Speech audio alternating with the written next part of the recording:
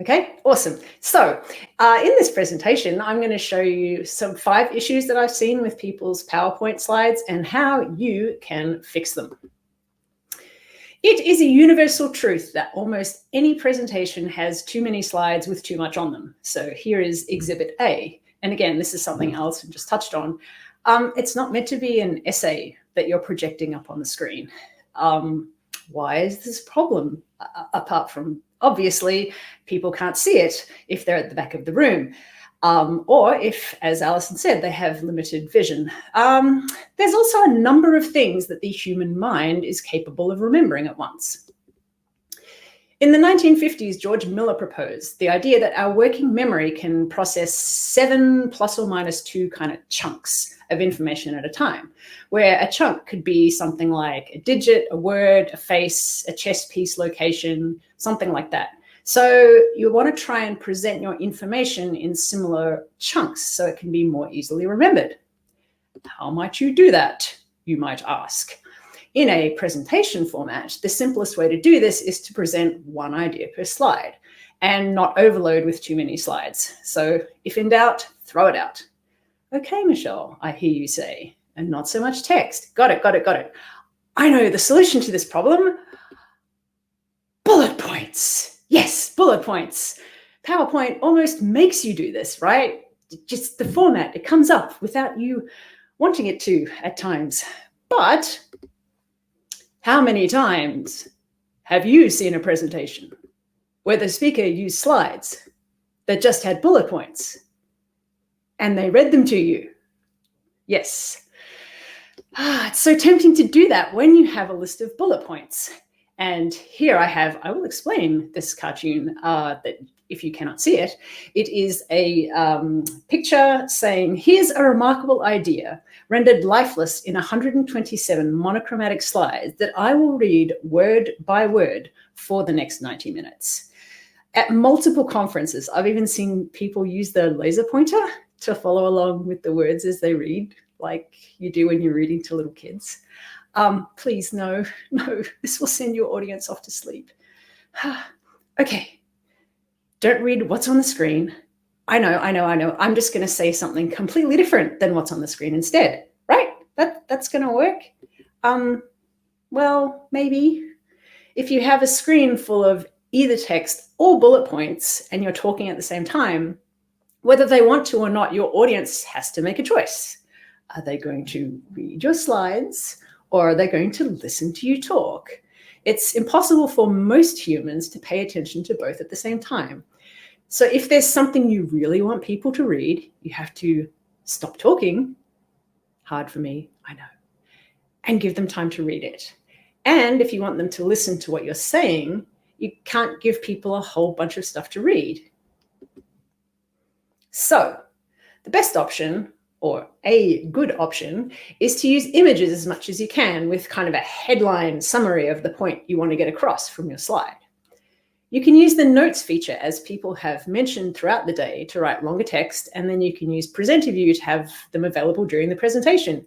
Yes, I have got my presenter view up because I too have a memory like a goldfish, and if I don't, I will miss something. Once you have them in this way, you can also make handouts.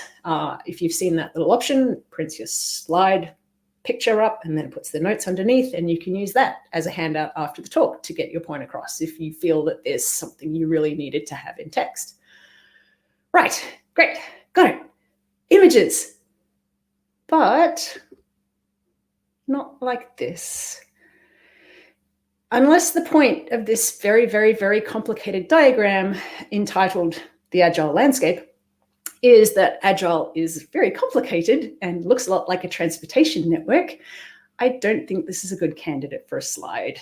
And, you know, apart from the accessibility issues that you all just heard about, there, you know, that's a whole topic of problematic infographics and misleading graphs. You've probably seen a few of those during these COVID times. Here's another one from an online conference I was just at. So, you know, this happens even when you have a screen close to your face. Once you put the real estate of all the other stuff that's available in a conference platform, you've got the chat and you've got the this and the that and the other. What is that diagram? I can't see it. I don't know what it was meant to be. So you kind of lose people. They zone out. So again, as this point has been made throughout the day, try and simplify things. You need your diagram to be simple, just illustrating the point you're trying to get across. The fancy schmancy thing just doesn't come across well on a slide. It needs to be simple, it needs to be readable, and it needs to support whatever point that you're making.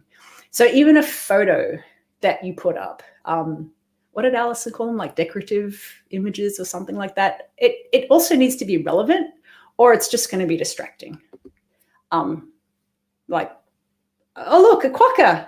What's she talking about? And Amy, I know that got your attention. I know you're a big fan of quokkas. Okay, so next problem. Design. Here's one that I struggle with a bit, as you may have noticed, or it may be a surprise to you to learn. I am not a designer. Slides should not hurt your eyes to look at, unless, like cats will tell, you made an ugly slide on purpose so that it will be memorable. So that trick worked. This slide's from 2018 at Yale, and I remembered that I had a photo of this ugly slide 2 years later. Okay, so what can you do? Here's some ideas. If you aren't getting any love from your PowerPoint-like tool, you don't have to be stuck in PowerPoint or slides or Keynote or whatever. You can use a tool like Canva, which I used for this. No sponsorship intended. I just find it easy to use and it makes pretty pretties. Please do not hold Canva responsible for the quality of my slides. Thank you, no lawsuits.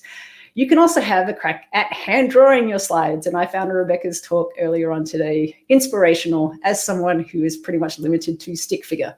Hopefully you all got some ideas. This picture in the middle is Katrina Clokey doing a presentation a few years back, and it was the first time I'd even seen hand-drawn slides, and I was pretty much blown away.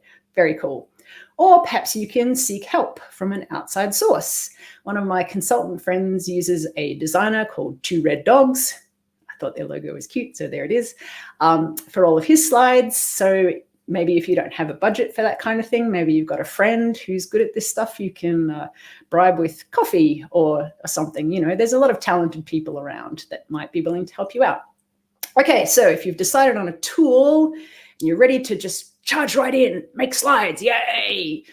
No, don't do tool-driven development. Don't just start hammering things into making slides. You need to have your story. And I think this has been touched on quite a bit today as well. You need to have a story to get across.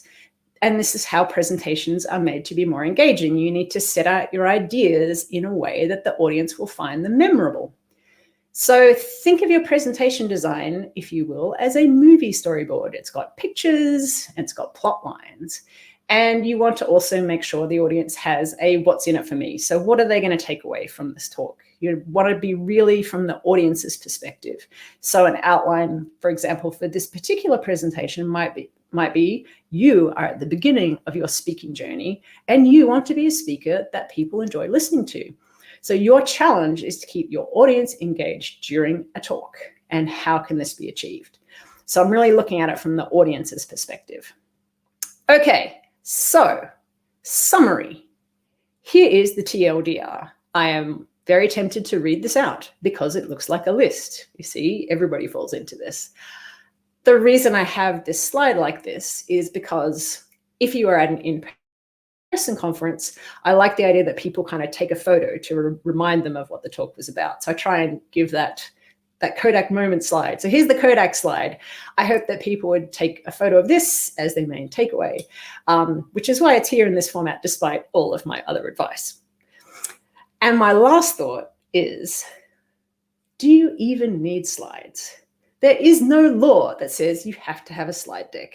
So check out these awesome speakers. On the left is Jeff Patton. He does not use slides. He actually draws while he's talking, and he's got a special projector set up so you can see what he's drawing as he's drawing it. In the middle is the very amazing Angie Jones doing live coding. No slides here, just the code. Let the code do the talking. And finally, on the far right is Lynn Kazali doing an online talk. Also no slides. She draws and she uses props instead of slides. And I have to say, if you can actually do this well, for me, it's more engaging than having slides. For starters, you see all of the person instead of just a little tiny kind of square off to the side next to the slides. I wish I was brave to do that, but hey, we all must learn. That'll be my next journey. So that's all I have. Go forth and be awesome, and I hope to see you presenting at a conference someday soon. Thanks.